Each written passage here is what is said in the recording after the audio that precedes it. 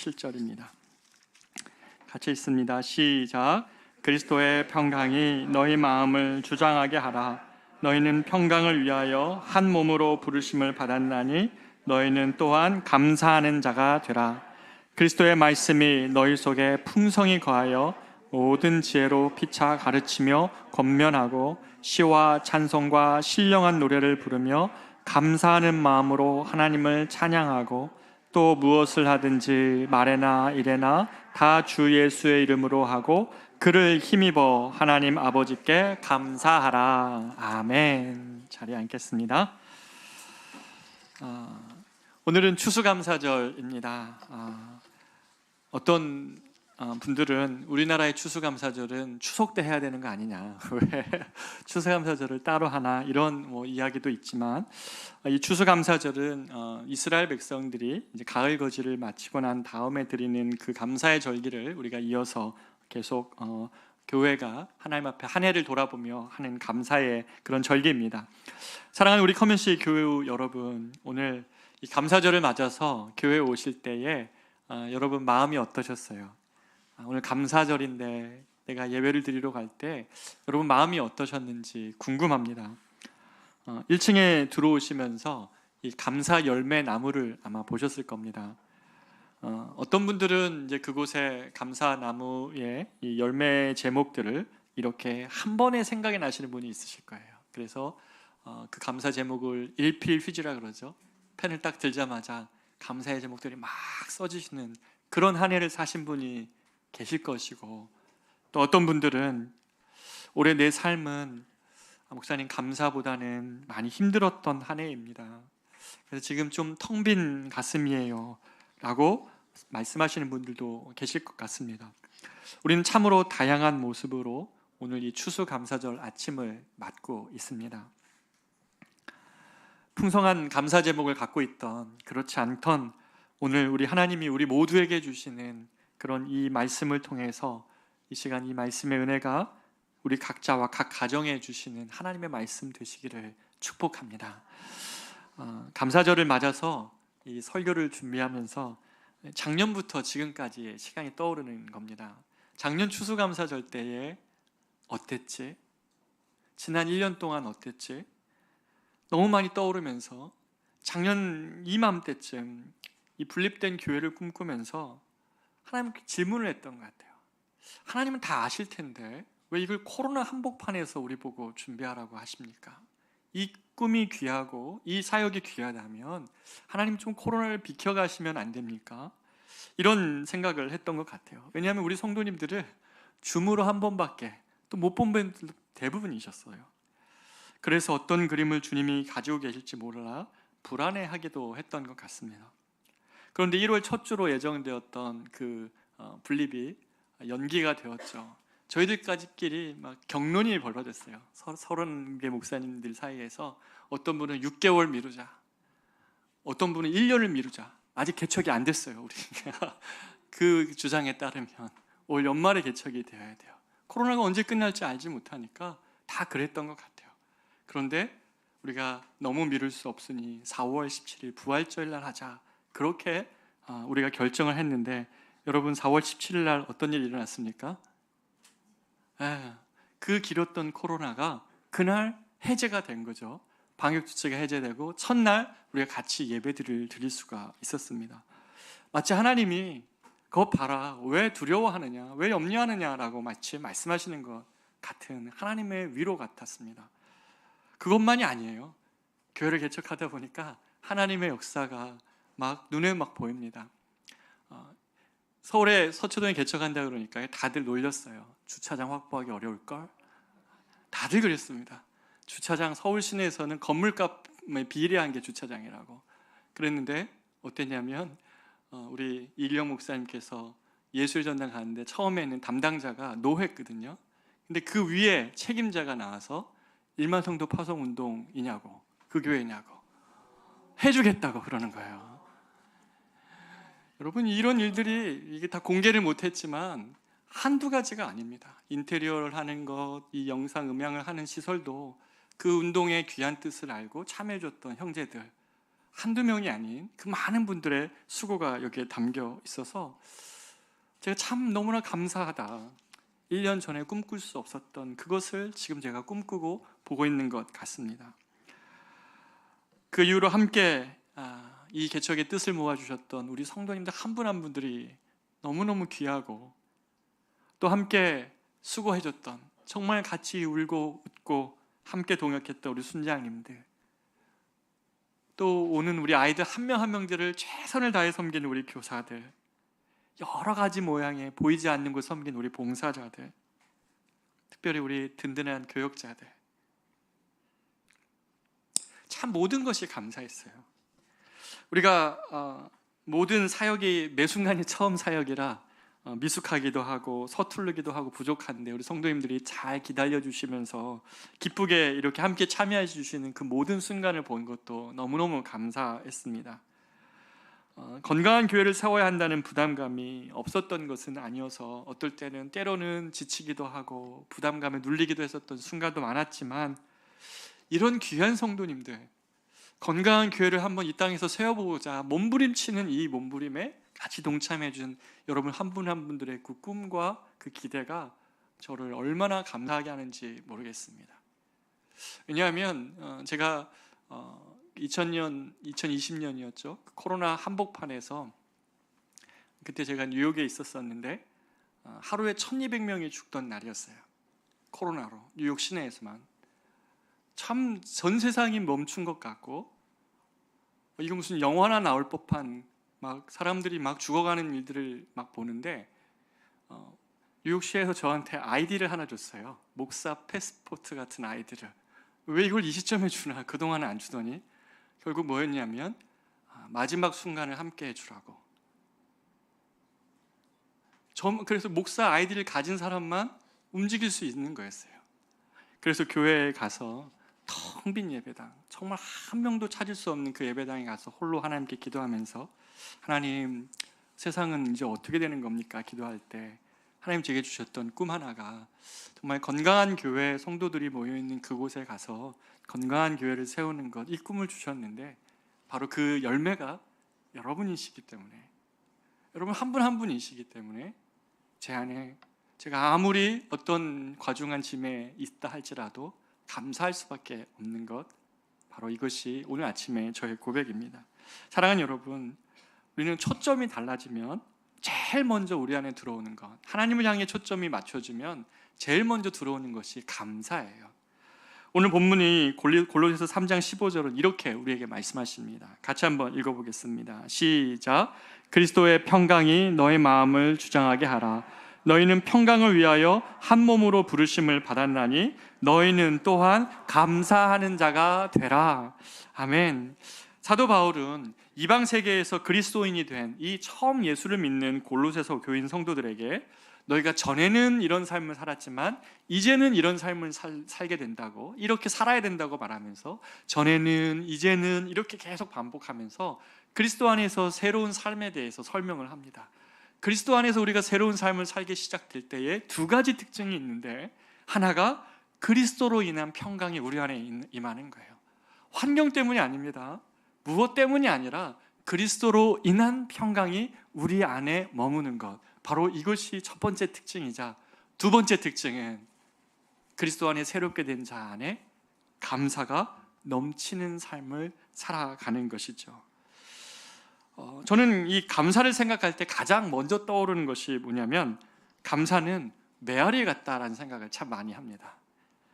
어떤 분이 이런 글을 쓴 것을 제가 봤습니다. 이 세상은 메아리처럼 내가 한 말이 되돌아온다는 거예요. 이렇게 되는 거죠. 사랑해요 라고 내가 얘기하면 사랑해요 라고 답을 주는 거고, 그리고 미워요 하면 상대방도 미워요 라는 반응을 주는 거죠. 내가 감사해요 라고 하면 감사해요 라고 답이 돌아와요. 정말 그런 것 같습니다. 불평하면 그 불평이 되돌아 올려오는데, 감사해요 라고 하면 그 감사가 상대방을 통해서 울려서 오는 것, 이것이 세상인 거죠. 저는 정말 이걸 많이 경험합니다. 일부 때도 저희 아내가 앞에 있어서 되게 어려웠지만, 아내에게 감사해 여보 그러면 아내도 여보 고마워, 감사해, 이렇게 반응을 하죠. 서로 부부에게 이렇게 감사함을 표현할 수 있는 부부들이 참 그 결혼 관계를 의미 있고 행복하게 한다는 통계도 있죠. 감사는 계속 이렇게 증폭됩니다. 스펄전 목사님은 이렇게 말씀하십니다. 우리 같이 한번 읽어보겠습니다. 시작. 별빛을 주신 하나님께 감사하라. 그리하면 달빛을 주실 것이요 달빛을 주신 하나님께 감사하라. 그리하면 햇빛을 주실 것이요 햇빛을 주신 하나님께 감사하라. 그러면 햇빛이 필요 없는 영원한 하나님 나라를 주실 것이다. 아멘. 감사에 굉장히 중요한 특징이 있는데, 감사는 이렇게 더 좋은 축복으로 증폭되어서 메아리로 돌아온다는 사실입니다. 만약에 여러분이 태양빛만 감사한다고 결정을 해버리면 하늘에 촘촘히 박힌 별빛에 대해서 감사함을 잃습니다. 그런데 이 별빛에 대해서 감사하기 시작하면 그 다음에 내 삶에 이미 베풀어 주신 달빛도 알게 되고, 그 달빛에 눈치채고 알아가게 되면 햇빛도 주셨다는 사실을 알게 되는 거예요. 근데 맨날 햇빛이 나에게 없다고 불평하면 내 삶에 비록 어둡지만 저 어두움에 밝혀진, 저 하늘빛에 밝혀진 그 별 하나같이 처음에는 작은 별빛 하나를 감사했는데 보니까 주변에 또 하나 별이 있다는 사실을 알고 또 하나의 감사의 제목이 있다는 사실을 알다가 그 수많은 별, 밤하늘에 가득한 별들을 감사하게 되는 것이죠. 그러다 보면 달빛에 대해서도 눈을 뜨게 되고, 하나님이 마침내 내 삶을 다 주장하고 계시는구나, 하나님, 내가 하나님의 손에 이끌려 가고 있구나라는 사실에 눈을 뜨게 된다는 것이에요. 어디서부터 출발합니까? 작은 별빛에 감사하는 것으로부터 출발한다는 것이죠. 이렇게 이 작은 상황에 감사할 때 우리는 우리 삶에 주어진 그 은혜에도 눈이 띄워지게 됩니다. 성경은 감사의 출발점을 이렇게 말을 합니다. 시편 103편 1절 2절입니다. 같이 한번 읽습니다. 시작. 내 영혼아 여호와를 송축하라. 내 속에 있는 것들아 다 그의 거룩한 이름을 송축하라. 내 영혼아 여호와를 송축하며 그의 모든 은택을 잊지 말지어다. 아멘. 내 영혼아 여호와를 송축하라. 내 속에 있는 것들아 다 그의 거룩한 이름을 송축하라. 내 영혼아 여호와를 송축하며 어떻게 해요? 그의 모든 은택을, 은혜를 잊지 말아라. 그 은혜를 잊지 않을 때에, 하나님 베푸신 은혜를 잊지 않을 때에 그 작은 별빛과 같은 은혜들을 내가 잠잠히 묵상하고 생각하고 있지 않을 때에 우리의 감사가 출발되어지고 우리 안에 영혼의 송축함이 일어난다는 것이에요. 교회에 들어오시면서 오늘 아까 1층의 로비에 그 감사나무를 보셨죠. 1부 끝나고 나니까 저는 우리 집사님들이 제일 많이 쓰실 거라고 생각했는데 중고등부 아이들이 때로 가가지고 막 감사나무 열매를 엄청 쓰는 거예요. 제가 어젯밤에 이미 쓰신 분들이 있어서 이렇게 감사 제목들을 봤어요. 어떤 부분은 우리 컨벤시 교회에 와서 기대 못했는데 우리 중고등부 자녀를 두셨던 것 같아요. 우리 아이가 교회에 같이 나올 수 있어서 너무나 감사해요. 어떤 부분은 올 한 해 우리 자녀가 아픔이 있었는데 그 자녀를 회복하게 해주셔서 감사해요. 다 부모님들이에요. 역시 자녀들에 대한 기도를 쓰시는 거 보니까 그 감사의 제목들이 이렇게 기록되어져 있습니다.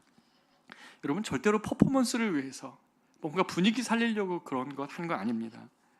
행사가 목적이 아니라 우리 삶에 이미 베푸신 그 별과 같은 은혜들을, 그 은혜들을 하나씩 하나씩 생각해보고 받은 은혜를 감사하면서 세어보라는 의미입니다. 그 별과 같은 은혜, 자세히 보지 않으면, 기울이지 않으면 알지 못했던 은혜, 그러나 내 삶에 이미 촘촘히 박혀있던 그 은혜들을 세어보기 시작할 때 달과 같은 은혜도 이미 나에게 베푸셨다는 은혜를 알게 된다는 것이죠. 신기한 것은 이렇게 억지로라도 감사의 제목들을 찾아보고 쥐어짜면서라도 감사의 제목을 떠올려 볼 때 우리 안에 나타나는 현상이 하나 있죠. 그것은 하나님이 이미 내 삶에 주신 은혜가 이렇게 컸는데 세어보지 않고 돌아보지 않았으니까 맨날 부족한 것에만 마음을 기울이고 있는 내 마음, 내 마음이 참 그렇구나. 하나님이 베푸신 별과 같은 것들은 하나도 감사하지 못한 채 늘 부족한 것에만 마음에 기울여 있는 내 영혼의 상태를 보게 되죠. 그러면서 그 복을 세면서 하나님의 은혜가 이렇게 있었구나. 그랬는데 나는 늘 불평만 하는구나. 하나님이 나에게 듣는 것은 왜 불평밖에 없을까?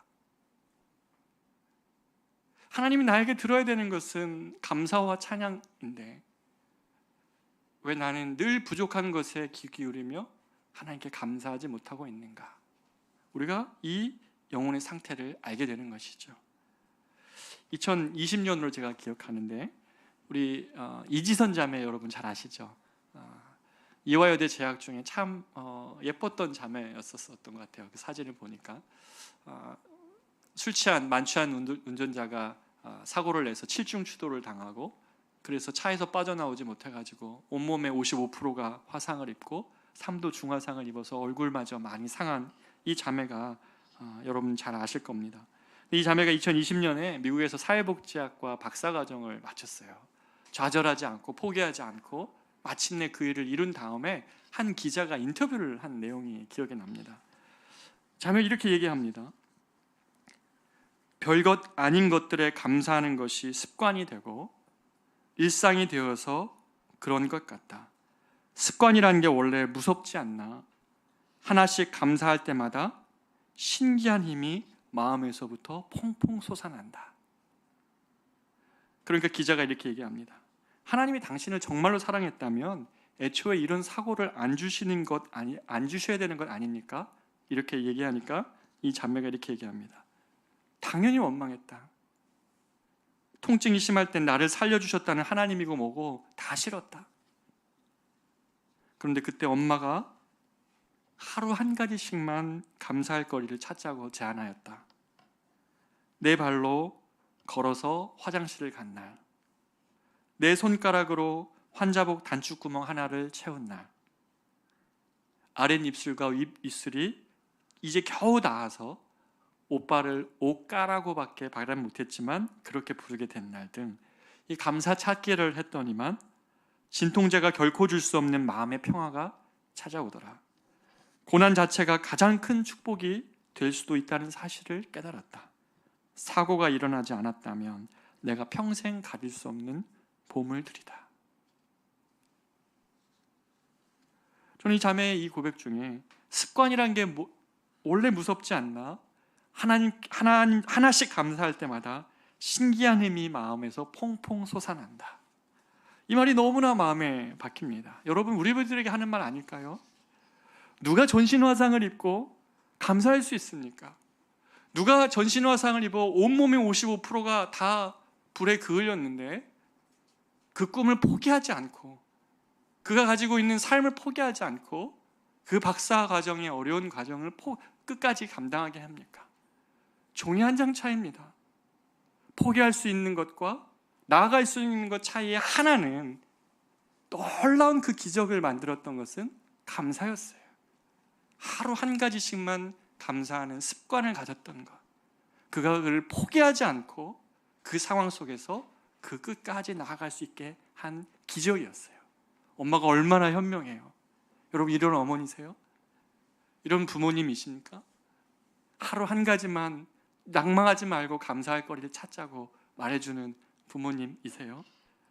사랑하는 여러분, 이런 찬양이 있죠. 이 찬양이 너무나 이 자매를 보며 생각이 났습니다.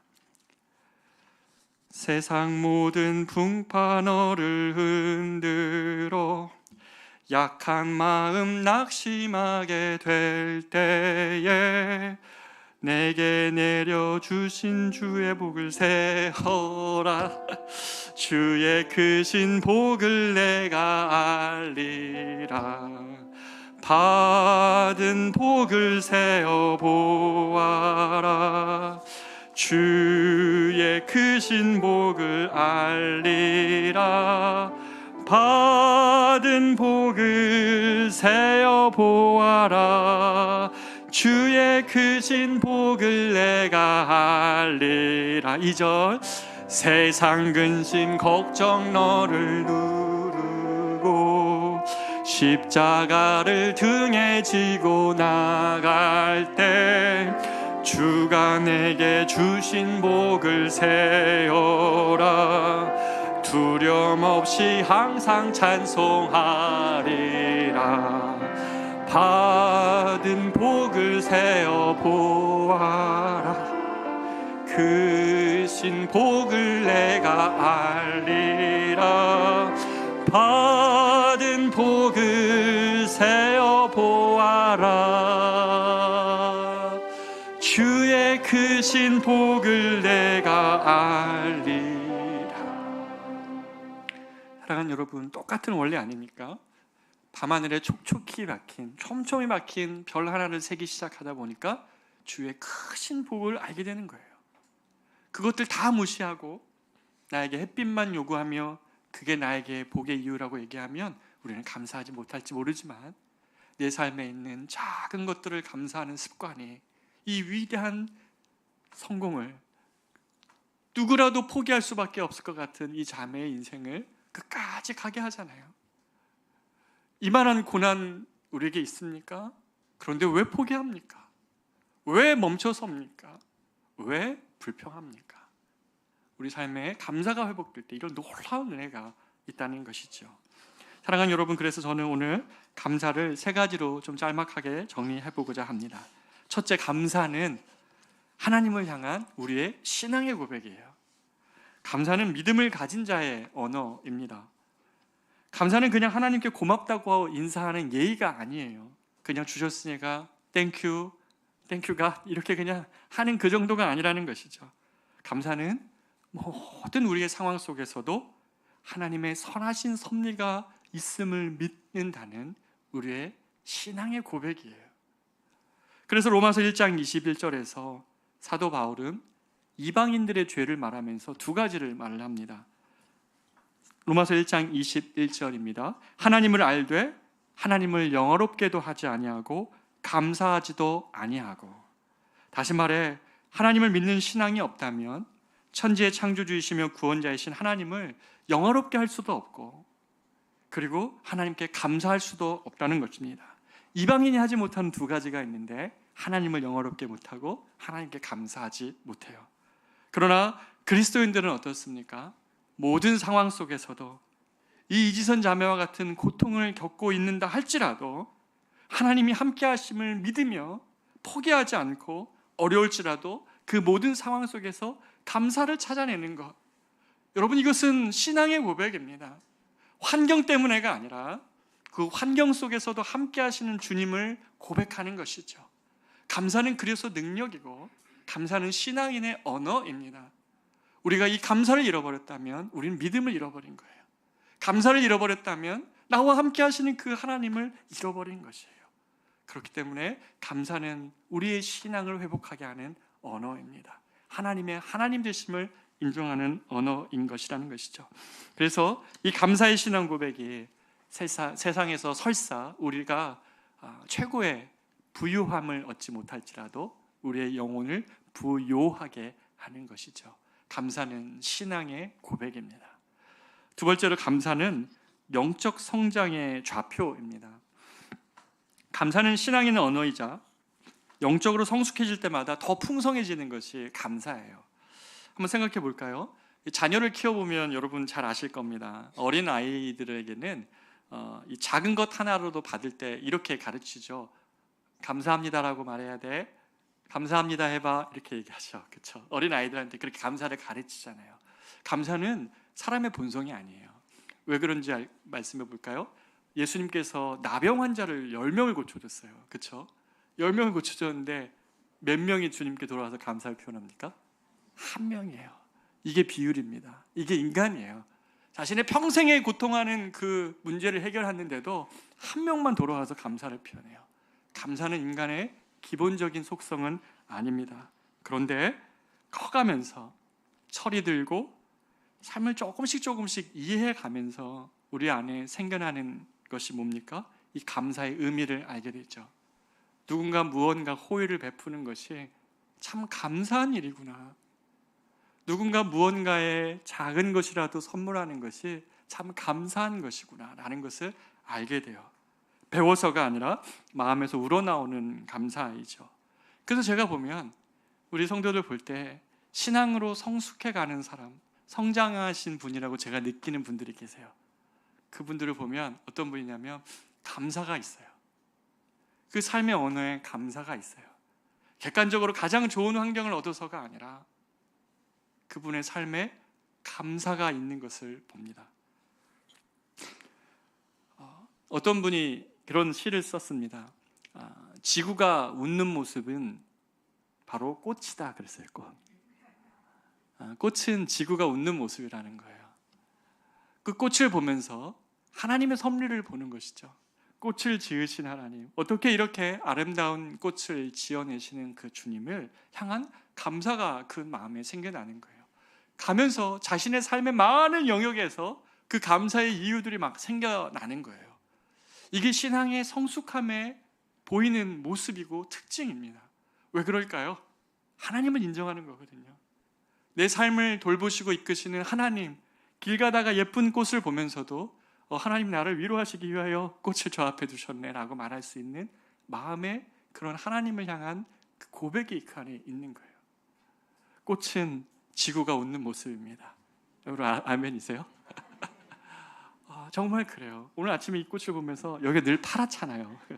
그래서 늘 얼굴이 파랗게 나와요. 그래서 제가 아는 목사님들이 왜 이렇게 김 목사는 이렇게 얼굴이 파랗게 질려 있어? 맨날 배경이 파라서 지금 그런데 꽃 하나만 갖다 놔도 너무나 감사한 것이잖아요. 성숙함은, 신앙의 성숙함은 감사로 그 좌표를 알 수 있어요.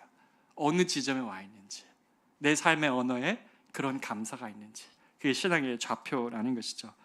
그래서 사도 바울은 골로새서 2장 6절에서 이렇게 세상 한복판에서 믿음을 갖게 된 이들에게, 이 골로새 성도들에게 얘기합니다. 같이 한번 골로새서 2장 6, 7절을 읽어봅니다. 시작. 그러므로 너희가 그리스도 예수를 주로 받았으니 그 안에서 행하되 그 안에 뿌리를 박으며 세움을 받아 교훈을 받은 대로 믿음에 굳게 서서 감사함을 넘치게 하라. 디모데전서 4장 4, 5절입니다. 하나님께서 지으신 모든 것이 선함에 감사함으로 받으면 버릴 것이 없나니 하나님의 말씀과 기도로 거룩하여 집이라. 아멘. 사랑하는 여러분, 뭐라고 얘기합니까? 골로새에 있는 세상 한복판에 서는 이 골로새 성도들에게 믿음에 굳게 서서 감사함을 넘치게 하라는 거예요. 자신의 영혼 안에 선포해 보십시오. 감사함에 넘치는 삶을 향한 여러분의 갈망, 그 하나님이 작은 것 하나, 하나님 참 재밌으신 분이시라고도 여겨질 거예요. 감사한 삶을 살기 시작하면 하나님이 나를 웃게 하시고 내 영혼을 위로하시기 위하여 하나님이 베풀어 놓으신 작은 손길들을 계속 발견하실 거예요. 성숙한 사람은, 신앙적으로 성장하는 사람은 이 하나님의 손길들에 대한 눈이 계속 띄워집니다. 그래서 마침내 믿음에 굳게 서서 감사함을 넘치게 하는 것이죠. 감사가 있는 자에게 기쁨이 있는 이유가 있습니다. 왜 그러냐면 감사는 축복을 2번 받는 거예요. 왜 그렇습니까? 처음 받을 때 감사가 되죠. 그런데 감사를 고백하고 생각할 때 다시 그 감사를 또 한 번 누리는 거예요. 감사가 없으면 받은 줄 몰라요. 감사가 없으면 항상 부족한 것만이 내 삶의 추성일 겁니다. 그러나 은혜를 알고 그 안에, 은혜 안에 성장해 가는 사람은 이 늘 감사하는 마음이 있어서 축복을 2번씩 누려요. 받을 때 누리고 그 받은 것을 회상하고 돌이키며 감사할 때 또 한 번 누리는 것이죠. 그러니 영혼 안에 감사가 있죠. 여러분의 삶은 어떻습니까? 여러분의 신앙의 좌표는 어디쯤에 있는 것인가요? 세 번째로, 이 감사는 다른 이로 인하여 하나님께 감사할 수 있습니다. 데살로니가 후서 1장 3절에 보면 이런 말씀이 있습니다. 우리 다 같이 한번 읽어보겠습니다. 시작. 형제들아, 우리가 너희를 위하여 항상 하나님께 감사할지니 이것이 당연함은 너희의 믿음이 더욱 자라고 너희가 다 각기 서로 사랑함이 풍성함이니. 사도 바울의 감사가 참 도전이 되는 것은 사도 바울의 감사에는 그의 옆에 사람들에 대한 감사가 있어요. 나와 함께하고 있는 사람들에 대한 감사, 나에게 은혜를 베풀고 나의 삶의 공간에 같이 하고 있는 사람들에 대한 감사가 있어요. 너희 때문에, 너희를 위하여 항상 하나님께 감사할지니라는 것은 너희 때문에 감사한다는 것이에요. 코로나 때에 특히 인간관계 안에 사람들이 이 관계 맺는 것을 포기하는 경우가 많이 있습니다. 귀찮고 어려운 거예요. 코로나 시대가 되면서 사람들은 관계를 더욱 좁혀가고 괜히 관계에 얽혀 힘들어하기보다는 혼자 있기를 택하는 경우가 많이 있습니다. 근데 사도 바울이 하는 그의 감사의 종류에는 여러 가지 삶에 베풀어진 물질도 있지만 그가 가장 감사했던 것, 그는 사람들이었어요. 사도 바울의 서신서를 보십시오. 제일 마지막에 그는 감사함의 사람들의 명단을 쭉 기록해놔요. 그 이름이 성경책에 기록되어서 평생 남도록 감사한 사람들의 이름을 기억한다는 거죠. 사랑하는 여러분, 관계에 있어서 여러분 감사하는 것이 얼마나 큰 축복인 줄 아십니까? 사랑하는 여러분의 가족을 떠올리면 어떠세요? 감사하세요? 아니면 화가 납니까? 우리 김혜원 권사님 계신데 어떠세요? 감사합니까? 화가 납니까? 감사하죠. 우리 한명술 지사님 늘 다정한 커플이어서 제가 여쭤봤습니다. 가족을 생각할 때 감사할 수 있는 것, 이거 엄청난 행복함입니다. 또 어떻습니까? 이웃을 생각하면 어떠세요? 친척들을 생각하면 어떠세요? 함께하는 교회 지체들을 생각하면 어떠세요? 다락방 식구들 생각하면 어떠세요? 소그룹 순원들 생각하면 어떠세요? 직장 동료 생각할 때는 어떠세요? 아니라고 고개를 막 젖으시는 분들 막 있는데, 내가 아는 사람들을 생각할 때에, 내가 아는 사람들 생각할 때 감사가 나오는 사람들이 여러분에게 몇 명이나 있으세요? 이 관계의 축복을, 이 관계를 감사할 수 있는 건 엄청난 행복함입니다. 행복한 사람은 자신의 주변에 감사할 수 있는 사람이 많은 거예요. 여러분의 주변에 여러분도 많은 사람들이 감사의 대상자로 여러분 주변에 다가왔으면 좋겠어요. 그리고 여러분들도 누군가의 감사의 대상이 되셨으면 좋겠습니다. 나를 아는 많은 사람들이 나를 떠올릴 때 참 감사하다, 참 감사하다. 추수감사절 때 다른 물질이 내게 많지 않아도 나를 사랑해 주는 이, 나를 위해 기도해 주는 이, 내가 아플 때 적어도 달려와 줄 수 있는 이가 있다는 사실이 얼마나 감사한 것인지 고백할 수 있는 저와 여러분 되셨으면 좋겠습니다. 우리가 가정에서, 교회에서 뿐만 아니라 심지어 안 믿는 회사에서도 한번 해보십시오. 서로의 존재에 대해서 감사함을 발견하고 그것을 표현할 때 중요한 일들이 일어나는데, 어떤 일이냐면 은혜가 배가 된다고 그래요. 은혜, 이 배가의 원리인데, 이게 제가 한 말이 아니고 고린도후서 4장 15절의 말씀입니다. 한번 보십시오. 같이 읽겠습니다. 시작. 은혜가 많은 사람의 감사함으로 말미암아 더하여 넘쳐서 하나님께 영광을 돌리게 하려 함이라. 아멘. 지금 뭐라고 얘기합니까? 은혜가 많은 사람의 감사함으로 말미암아 더하여 넘친다고 얘기를 해요. 은혜는 주어지지만 은혜를 증폭하는 방법이 있어요. 그게 뭡니까? 감사예요. 감사를 하고 서로 감사의 말을 하면 그 은혜가 증폭된다는 거예요. 받은 은혜는 머물러 있는 것이 아니라 사람들의 감사함을 통해 넘치게 하는 것인데, 또 저희가 또 이 열심히 고민을 해서 여러분 오늘 주보에 보면 이 감사 예배 순서지가 있습니다. 괜히 드린 거 아니고요. 여기 추수감사절 감사의 내용을, 위에는 5가지 우리 가정에게 주신 감사의 내용, 밑에는 나에게 주신 감사의 내용이 있습니다. 이걸 가족이랑 같이 한번 작성을 해보십시오. 설사 혼자 사시는 분도, 거주하시는 분도 한번 작성해 보십시오. 이걸 작성한 다음에 그냥 혼자 두시지 마시고 뒤로 보면 가정 예배 순서지가 있어요. 가정 예배 순서지, 가정 예배 안 드려보신 분은 어렵겠지만 그냥 쭉 읽으세요. 쭉 읽으셔가지고 제일 마지막에 감사 나눔의 시간이 있습니다. 이 시간에 이걸 가지고 한번 나눠보세요. 여러분의 가정의 언어가 어떻게 바뀌는지를 한번 보십시오. 은혜가 어떻게 증폭되는지를 한번 보십시오. 자녀의 입술에서, 상대 배우자의 입술에서 감사의 언어가 나올 때에 그 은혜가 어떻게 증폭되는지를 한번 보십시오. 오늘 말씀에 우리 고린도후서 4장 15절이 말하는 것처럼 은혜가 많은 사람의 감사함으로 말미암아 더욱 넘친다고 말씀하신 이 은혜를 여러분 한번 경험해 보시는 여러분 되시기를 축복합니다. 그런데 디모데후서 3장 2절에 보면 말세에 고통하는 때에 여러 특징을 기록하면서 한 가지를 얘기하는데 그 중에 눈에 띄는 것이 바로 감사하지 아니하며라고 이야기를 합니다. 감사하지 아니하는 것이 부모를 거역하는 것도 말세의 징조이고 교만하고 비방하며 거룩하지 않은 것도 징조인데 그 중에 하나가 감사하지 않은 것이 있습니다. 서로 무정하며 자기만을 사랑하는 이 시대가 되면 사람들 안에 감사가 사라집니다. 그런데요, 재미있는 연구 하나가 있었어요. 데이빗 소퍼라는 박사가 이 감옥에 있는 사람들과 수도원에 있는 사람들의 공통점과 차이점을 연구했습니다. 공통점은 두 가지인데 하나는 뭐냐면 먹고 싶은 거 못 먹는 거, 그리고 두 번째 갇혀 있는 것. 이 두 가지가 감옥과 그리고 수도원의 공통점이었습니다. 그런데 차이점이 있습니다. 그 차이점은 뭐냐면 감옥에 있는 사람은 아침에 불평으로 시작해서 불평으로 끝나요. 환경이 똑같은 것 같은데, 근데 수도원에 있는 사람은 감사로 시작해서 하나님께 감사로 하루를 마무리하는 거예요. 아닙니까? 거주하지 어디 밖에 잘 나갈 수 없고 그리고 먹는 것 다 먹을 수 없는 것이 감옥과 수도원 같은 상황 아닙니까? 그러면 무엇이 그걸 바꿉니까? 무엇이 이지선 자매의 인생을 바꿨습니까?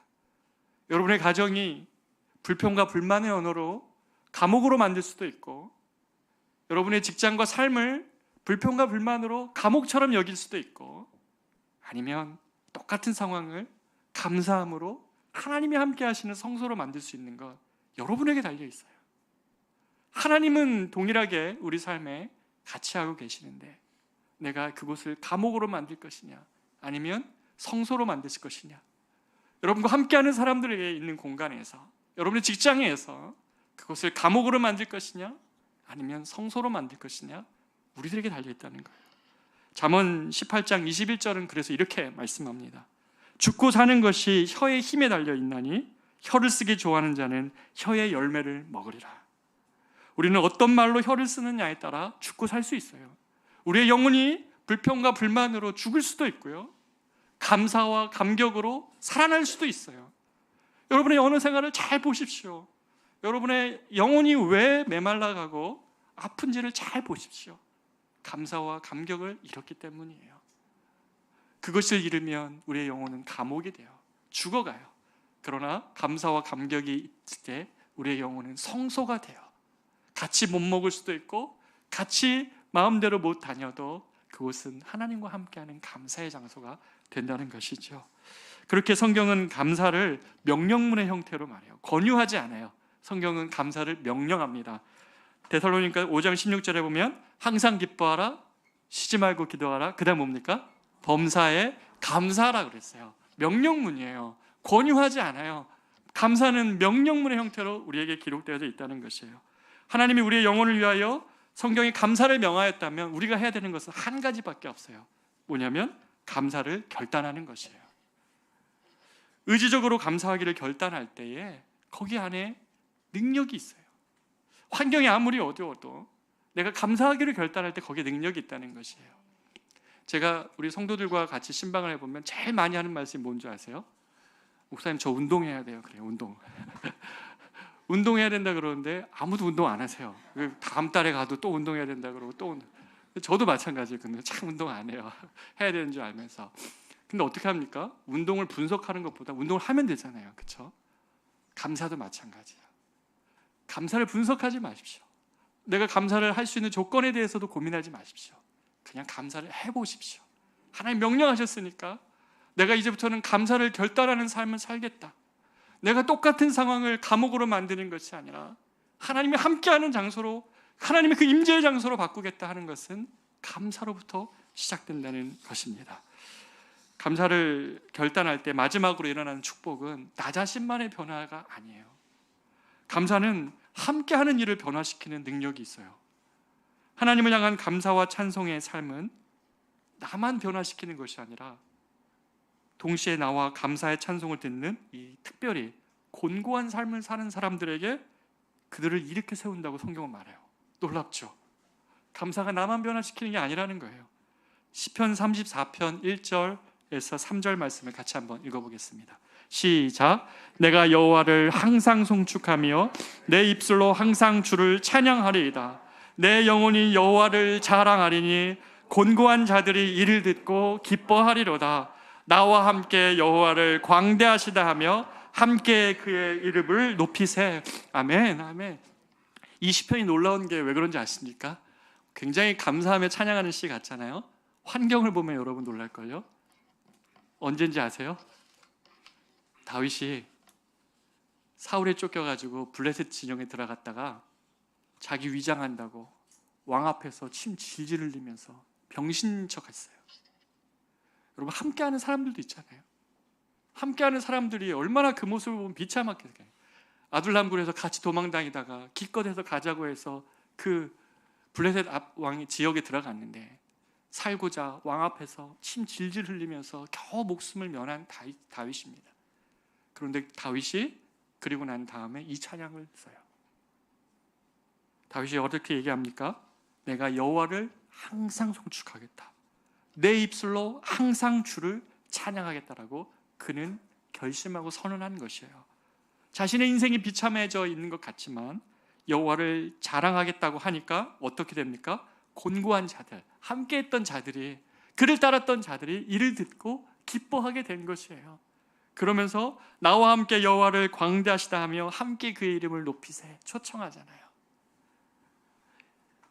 다윗이 이런 시를 쓸 수 있었던 한 가지는 그가 하나님을 찬송하고 감사하겠다는 결심 때문에 그랬어요.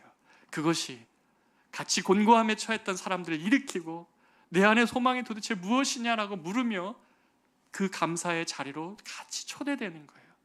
곤고한 자를 위로하는 것도 좋지만 곤고하는 자를 세워주는 건 이 주님 앞에 세우는 거예요. 나의 감사와 찬양, 도대체 이해할 수 없는 저 사람에 있는 감사와 찬양의 내용과 이유가 무엇인지 알며 같이 찬양하는 거예요. 그래서 감사는 기본적으로 선교적인 속성이 있어요. 사람들 앞에 이 세상 속에서 이지선 자매가 한 것이 바로 그것 아닙니까? 누가 봐도 삶을 저주하고 삶을 포기할 수 있었던 자매가 감사를 선언하고 감사의 삶을 살고 감사로 인생을 살아가니까 어때요? 그의 하나님이 궁금해지는 것 아닙니까? 곤고한 자에 처했던 사람들이 나와서 같이 함께 예수를 찬양하자고 하는 이 부르심에 같이 초대되는 것 아닙니까? 회사에서, 가정에서 여러분 어떤 언어를 쓰시겠어요? 곤고한 자에게 어떤 언어를 쓰시겠어요? 불평과 불만이 많은 이 세상 속에서 그리스도인들은 감사의 언어로 세상을 섬기는 것입니다. 사랑하는 여러분, 결론입니다. 잡초는 이 땅이 있으면 그냥 저절로 자라요. 그렇죠? 가꾸지 않아도 돼요. 희한하죠? 근데 곡물은 안 그래요. 곡물은 가꿔야 돼요. 가꿔야 열매를 맺습니다. 가꾸지 않으면 좋은 열매를 맺지 않아요. 인생도 마찬가지입니다. 감사는요, 우리 삶의 잡초를 뽑아내는 거예요. 그것들이 내 삶을 엉망으로 만들어 놓고 내 영혼의 밭을 엉망으로 만들어 놓는 그것을 감사를 심으면서 뽑아내는 거예요. 그래서 누가 내 삶을 다스리고 주관하시는지를 인정하고 고백하는 거예요. 그렇기 때문에 감사는 변화를 일으키는 능력이에요. 사랑하는 여러분, 해보시지 않겠어요? 오늘 집에 들어가셔서 진짜 이 감사 제목으로 같이 한번 예배를 드려보세요. 직장에 가셔서 감사를 선포해 보세요. 어떤 일들이 일어나는지, 배우자에게, 자녀에게 이 감사의 언어로 여러분의 가정을 살리시는 저 여러분 되시기를 진심으로 축복합니다. 우리 이 시간에 같이 한번 찬양하기를 원하는데요. 모든 것이 은혜, 모든 것이 한없는 하나님의 은혜라는 이 찬양, 우리 같이 한번 부르면서 이 시간 주님 앞에 이 말씀을 듣고 나아가도록 하겠습니다. 모든 것이 은혜, 모든 것이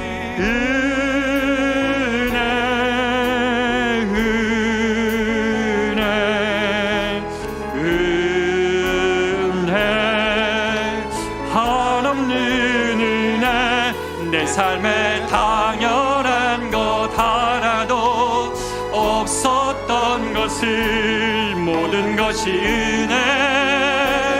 은혜였어. 모든 것이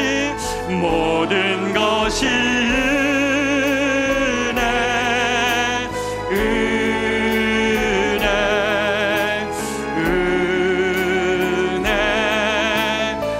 한없는 은혜 내 삶에 당연한 것 하나도 없었던 것을 모든 것이 은혜였소. 내가 누려왔던 모든 것들이 내가 누려왔던 모든 것들이 삶을 돌아보십시오. 내가 지나왔던 모든 시간이 우리가 걸어왔던 오라의 모든 순간이 당연한 것 아니라 은혜였소. 당연한 것 아니라 은혜였소. 아침 해가 뜨고 저녁에 노을 아침 해가 뜨고 저녁에 노을 봄의 꽃향기와 가을의 열매 봄의 꽃향기와 가을의 열매 변하는 계절의 모든 순간이 변하는 계절의 모든 순간이 당연한 것 아니라 은혜였소. 당연한 것 아니라 은혜였소. 모든 것이 은혜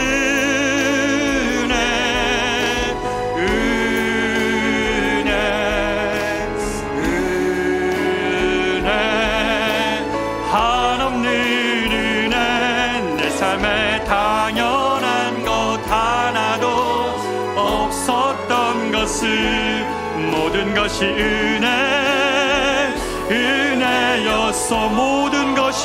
모든 것이 은혜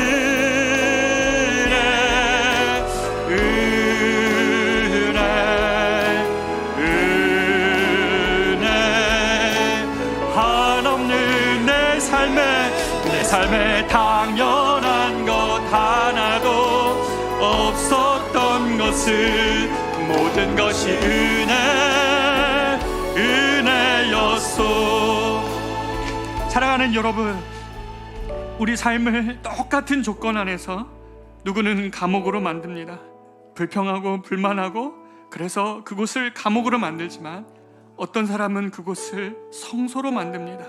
감사의 언어로 시작하고 감사의 언어로 마지막하며 저 하늘에 벽힌 별처럼 밤하늘의 깜깜함에 잘 빛나 보이지 않았던 그 별 하나를 찾아보니 그 옆에 또 별이 빛나는 것을 알았고 그 옆에 또 점점이 박힌 별들을 찾아내는 것이죠. 받은 복을 세어보다 보니까 크신 하나님의 복이 내 삶에 함께 있다는 것을 알았습니다. 여러분, 햇빛만 복이 아니에요. 그것만 추구하는 것이 우리 삶의 가장 큰 복이 아니에요. 더 큰 복은 작은 복들에 대하여 감사하면서 큰 복들을 알게 되는 것이 진짜 감사함의 이유입니다. 사랑하는 여러분, 이지선 자매가 했던 그 한 가지 여러분 선택해보고 싶지 않습니까? 별것 아닌 것들에 감사하는 습관, 하나님께 감사할 때마다 신기한 것이 마음에서 퐁퐁 기쁨이 솟아나더라고 말했던 이 이지선 자매. 여러분, 이 조건보다 더 어려운 조건이 있으세요? 그런데 왜 포기하십니까? 하나님, 우리 삶의 감사가 그 자매의 인생을 바꾼 것처럼 하나님, 내 인생도 주님이 감사가 없었기 때문에 지난 시간이 너무 고통스러웠습니다.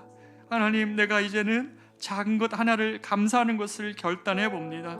감사의 신앙의 고백, 내 영혼의 척도인 이 감사를 내가 다시 회복하기를 원합니다. 특별히 나와 함께하는 이들을 감사하기를 원합니다. 교회에 와서, 다락방에서, 함께하는 모든 공동체에서, 그리고 함께하는 우리 가족들, 내게 언제든지 와서 사랑을, 또 나를 위하여 기도해 줄 수 있는, 나를 위해 사랑을 베푸는 우리 함께하는 이들을 감사하십시오. 감사를 결단하겠습니다. 그리고 하나님이 하실 일들을 기대하겠습니다. 불평과 불만의 세상에서 내가 감사를 심도록 하나님, 내가 결정합니다. 감사로 예배드리는 자가 하나님을 영원롭게 한다고 하셨사오니 하나님, 내가 이 감사를 결단하는 삶을 살기를 원합니다. 우리 삶을 들고 이 시간 주님께 한번 기도하도록 하겠습니다. 기도합니다. 존귀하신 아버지 하나님, 오늘 말씀 앞에서 하나님, 우리 모두가 하나님 섭니다. 하나님, 우리 사랑하는 성도들, 하나님 이 모양 저 모양으로 아버지 하나님, 오늘 이 감사절에 나왔을 때에 여러 가지 마음으로 한 해를 돌아보게 됩니다. 어떤 분들은 감사의 제목들이 많이 있어서 그냥 생각하면 많은 것들을 쓸 수 있는 사람들이 있는 반면에, 하나님 어떤 지체들은 아버지 하나님 감사의 제목이 생각나지 않고 하나님 텅 빈 가슴 가슴과 어려운 삶의 마음들이 많이 있었습니다.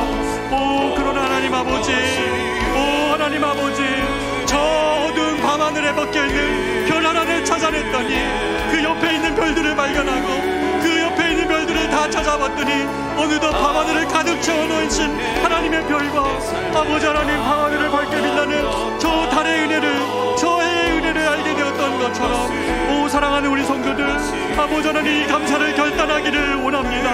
같은 조건 안에서 어느 누구는 하나님 감옥을 만들어내고 어느 사람들은 하나님 정말 그것을 성소로 만드는 것이 이 감사함의 차이라는 것을 하나님 우리가 알았습니다. 우리의 직장의 현실들, 우리 가정의 현실들, 아버지 하나님 내 하나님 삶의 여러 가지 하나님의 시절이 아버지 비록 어렵고 비록 힘든 시간이 있지만 우리 안에 이 감사를 포기할 때 우리는 믿음을 포기하는 것임을 하나님 알깁니다. 감사로 하나님 나아갈 때 우리 삶을 바꾸신 하나님의 능력이 나타날 것입니다. 우리 서로에게 감사를 고백할 때 그 은혜가 증폭될 것을 믿습니다. 사랑하는 우리 가족들 안에 아버지 감사의 언어가 회복되어지게 하여 주십시오. 서로를 비난하고 비판하고 아버지 서로를 하나님 그렇게 하나님 못살게 굴었던 언어들은 하나님 빠져나가고 서로에게 있는 작은 것들을 감사하면서 저 이지선 자매가 자신의 극심한 고통을 이겨내며 하루 한 가지 감사를 선택할 때에 그에게 하나님 누구도 기대할 수 없었던 놀라운 성취를 이루었을 때에 그의 감사가 많은 하나님 고통받는 자들을 초대하고 초청하지 않았습니까? 오 하나님 아버지, 우리는 하나님 어떻게 하나님 이 감사를 잃어버린 채 신앙생활을 하고 있는지 오 하나님 우리의 영혼의 좌표를 다시금 이 시간 주님 앞에 겸손히 올려드리오니 하나님 우리의 영혼을 다시 한번 감사로 채워주심으로 인하여서 우리가 주님과 함께 하나님 앞에 최고의 경배로 하나님께 나아갈 수 있도록 인도하여 주시옵소서. 감사를 결단하오니 하나님이 하실 일들을 기대합니다. 불평과 불만의 이 세상 한복판에서 감사를 심어내며 오 하나님 앞에 감사의 제사를 드리는 사랑하는 우리 성도들 되게 하여 주시옵소서. 빈 가슴, 어려운 가슴들로 하나님이 아침에 서 있습니까? 직장으로 인한 어려움이 있습니까? 여러 가지 어려움 속에 주님 감사의 제목을 찾아볼 때 하나님 주님께 하시는 놀라운 일들을 기대합니다. 아버지 하나님 기대합니다. 모든 것이 은혜, 모든 것이 은혜,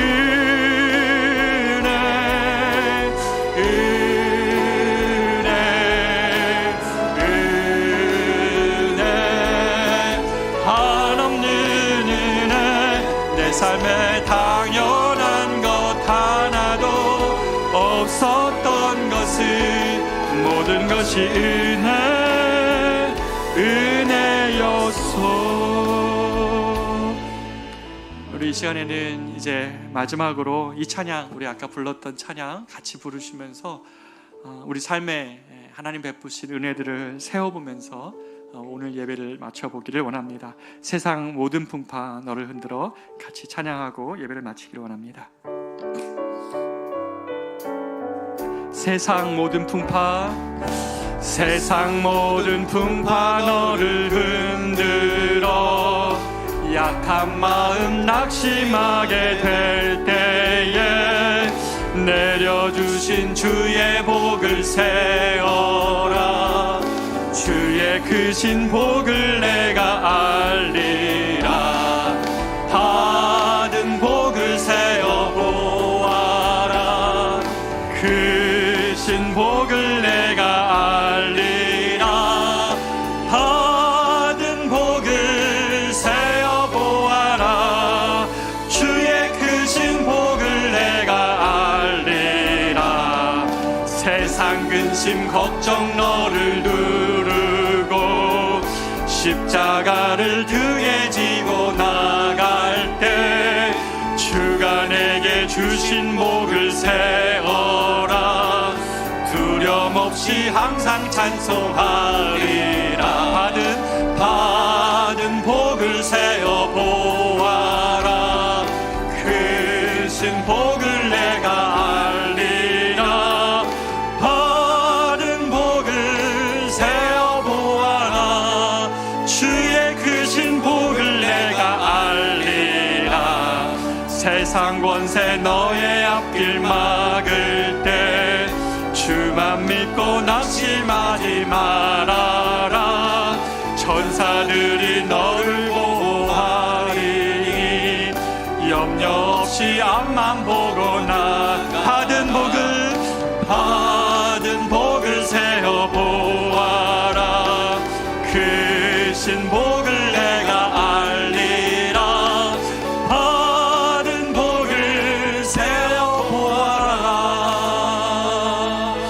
주의 크신 복을 내가 알리라. 아멘, 아멘.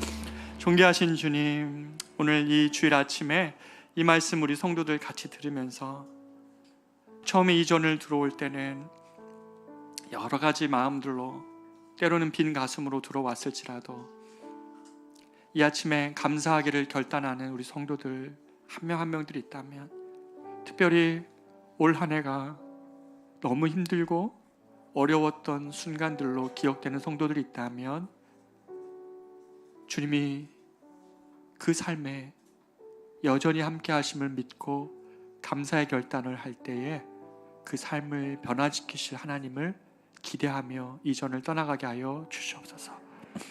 사랑하는 우리 성도들, 부부간의 관계 어려움을 겪고 있거나 자녀와의 관계 속에서, 직장 동료와의 관계 속에서 어려움을 겪고 있는 우리 성도들이 있다면 하나님 이 아침에 감사가 만들어내는 기적을 경험할 수 있도록 도와주시옵소서. 그 감사가 은혜를 증폭하여서 그 가정의 언어가 은혜와 감사가 될 수 있도록 주님 도와주시옵소서. 그렇게 감사를 습관으로 우리가 가질 때에 우리 삶에 기쁨이 퐁퐁 솟아나는 그 은혜를 우리 모두가 누리게 하여 주시옵소서. 감사드립니다. 이제는 우리 구주 예수 그리스도의 은혜와 하나님의 말로 다할 수 없는 사랑하심과 성령님의 은혜 보호 교통 충만하심이 저 이주선 자매가 감사로 결단하였을 때에 그 인생의 모든 어려움과 힘듦을 뚫고 나갔던 것처럼 사랑하는 우리 성도들, 이 아침에 좌절하지 않고 감사하기를 결단하며 그 감사가 만들어내실 하나님의 놀라운 은혜를 사모하며 나아가는 사랑하는 우리 성도들의 가정과 일터와 저들이 경험하는 모든 관계 위에 이제로부터 영원토록 함께 있을지어다. 아멘.